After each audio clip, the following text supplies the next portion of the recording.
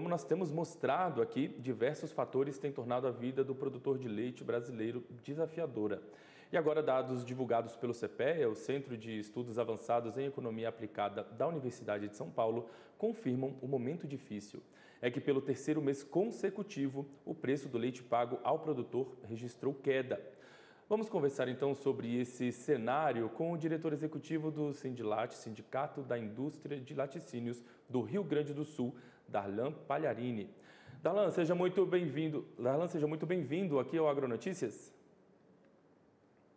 Obrigado, eu que agradeço a questão de estar participando com vocês e comentando em um assunto que tem preocupado muito todo o setor produtivo, a produtores e a indústria também, né, já que a gente teria de estar nesse período de safra, né, com um preço bem mais atrativo. Falo no período de safra aqui do Rio Grande do Sul, claro que é entre safra e no restante do Brasil, mas essa questão realmente nos preocupa, só que efetivamente a gente tem uma causa, né, bastante clara, né, que a gente tem até trazido isso ao governo federal, que essa queda de preço ela se dá justamente pela questão das importações que estão vindo da Argentina e do Uruguai, né, e especificamente da Argentina, com subsídio que tem conseguido colocar produto aqui a um preço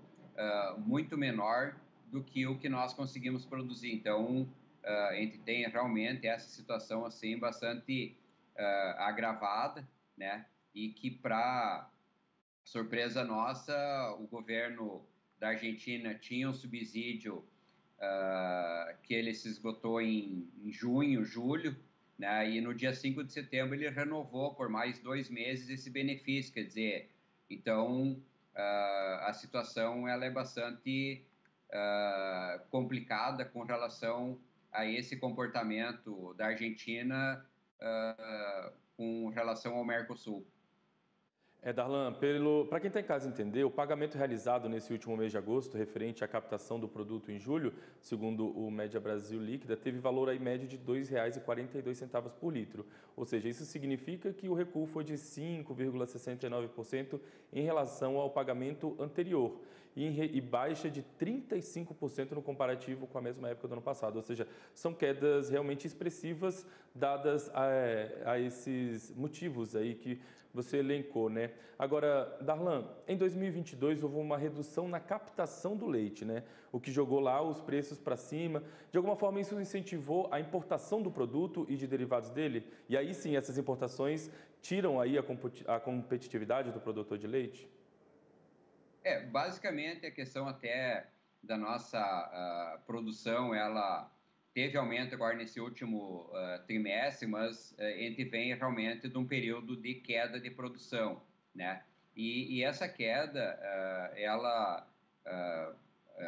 a explicação que nós entendemos é de que o preço hoje paga ao produtor, ele acaba desmotivando ele. Agora, as causas disso também elas são econômicas, né? A gente tem passado aí por períodos onde o consumidor tem rejeitado qualquer tipo de aumento de preço, e quando você acaba tendo essa oportunidade, né, eu digo para o consumidor ou para os grandes varejistas, de trazerem esse produto a um preço bastante inferior aos nossos custos de produção. Então, isso é o que preocupa, e tem sido preenchido essa queda de produção, né, com as importações, já que a nossa média de importação era 3, 4% da nossa produção, e nos últimos meses, ou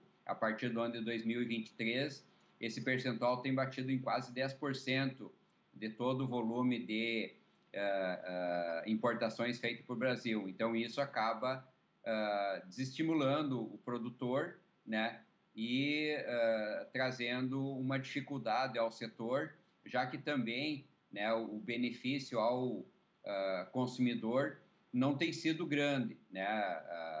O preço dos produtos perto do que acaba vindo do importado, essa margem ela tem ficado no meio do caminho. Ao consumidor, a gente tem visto aí da questão do leite UHT uma queda significativa do produto, mas de alguns outros derivados, né, e principalmente da questão dos queijos duros, né, que acaba também tendo uma importação bastante significativa, esse preço não caiu ao consumidor, tem caído sim às indústrias que tem se tornado também bastante inviável a produção de alguns tipos de queijos aqui dentro do Brasil.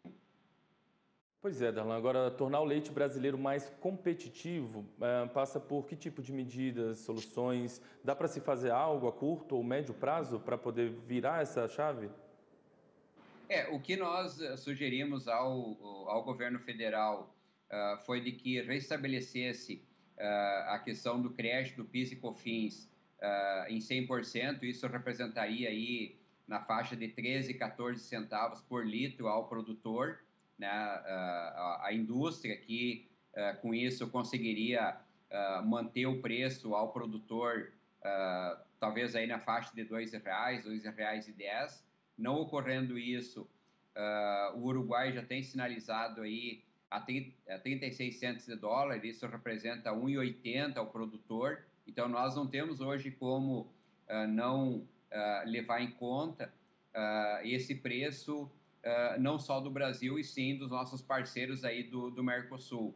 Então, essa é uma questão, uma medida que o governo precisaria tomar, como também nós entendemos de que a importação ela nos traz um risco sanitário. Então, mais do que nunca, deveria ser implantado a questão aí de um Fundo Nacional de Sanidade, né? O Rio Grande do Sul nós já temos isso, Santa Catarina e Paraná também, e esse produto importado acaba vindo sem esse custo também, né? Então, entendemos de que não infringindo regra nenhuma do Mercosul, já que principalmente a Argentina tem infringido essas regras e o próprio acordo do Mercosul prevê essa questão de que tenha que ter uma similaridade na questão tributária, né? Então, nós precisamos realmente que o governo federal adote algumas medidas, porque o que a gente tem visto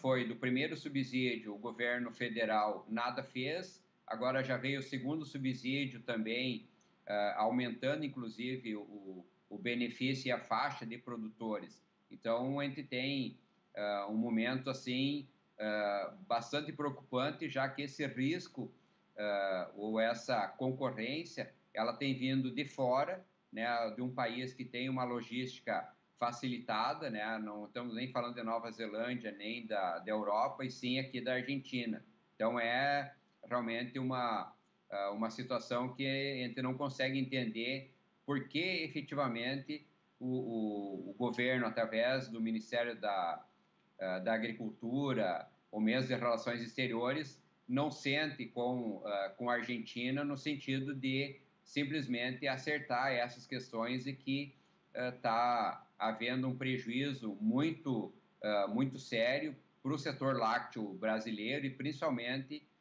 para o setor lácteo dos 3 estados do Sul, que acabam tendo uma situação de logística bastante facilitada para a entrada desses produtos aqui tanto no Rio Grande do Sul, Santa Catarina e Paraná.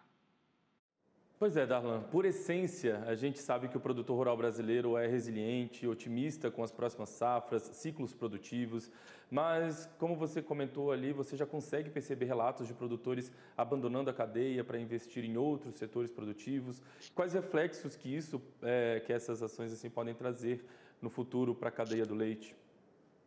Bem, o reflexo até saiu agora um outro número aqui da nossa Emater, que faz o levantamento de número de produtores a cada 2 anos, né? A gente teve novamente uma redução na produção, na quantidade de produtores, né? Não na produção, né? Mas a gente sabe de que a margem, ela ficando bastante ajustada ou negativa em algumas situações, o que vai acabar ficando? Aqueles produtores que já têm um volume considerável de produção, os demais produtores, não havendo uma medida de proteção, vão sair da atividade. Hoje talvez não tenham a gente não está tendo assim uma migração tão grande de produtores, porque a atividade de grão também não está favorável, a questão da venda desses animais para frigorífico também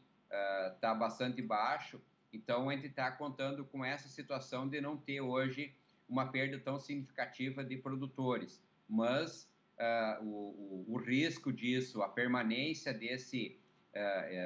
dessa situação por um período maior, né, nós teremos aí um prejuízo muito grande de a quantidade de importação, cada vez ela for se tornar maior, né, e o risco é de que, até por uma questão de segurança alimentar, o Brasil possa, em momentos de que o resto do mundo comece a comprar produtos lácteos, né, nós teremos aí uma questão aí de um preço, né, bastante avultado ao consumidor. Então, acredito que essa medida, né, nós estamos já passando da hora para que o governo sinalize ou com linha de crédito para refinanciar esses produtores, para que ele possa passar esse período, ou adotar algumas políticas aí de créditos tributários, como adotou na venda de automóvel, nessas renegociações de bancos dos consumidores. Então, isso é o sentimento maior aí do produtor de leite, das próprias indústrias, um certo abandono, né, deixando nós concorrermos aí com o mercado aí do Mercosul em situação desigual, já que, conforme eu coloquei aí, o Uruguai refinanciou aos seus produtores com prazo de 15 anos, e as indústrias também, e a Argentina tem adotado de maneira contumaz, né, o repasse de recursos junto a seus produtores. Então, acaba sendo realmente uma concorrência desleal e a gente teme de que possamos inviabilizar para muitos produtores a atividade leiteira. É isso aí, Darlan. Eu queria deixar aqui, então, nosso espaço aberto para que você volte mais vezes para poder comentar, analisar o cenário dos produtores do leite, sempre com otimismo, com cautela, mas sempre com otimismo, para que os dias melhores cheguem aos produtores de leite. Queria agradecer a sua participação aqui no Agronotícias na manhã de hoje, viu? E muito obrigado, tenha uma ótima semana. Eu que agradeço e fico sempre à disposição, quando puder conversar com vocês, para justamente esclarecer todas essas dúvidas que o setor tem passado por essa dificuldade nesses últimos 12 meses aí.